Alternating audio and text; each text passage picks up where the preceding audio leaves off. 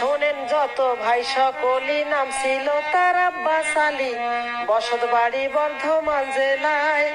লিখিতে দুঃখের কাহিনী, ভাষা যোগাও দয়াময়, জল্পনা কল্পনা করি ওই আফসোসে বুক ফাটিয়া যায়।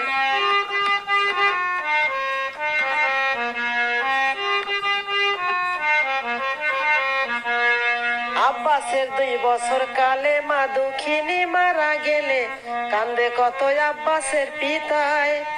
আহারে দারুণ বিধি, এখন করি কি উপায়, দুধের শিশু কোলে লইয়া ও কতকাল কান্দিয়া কাটায়।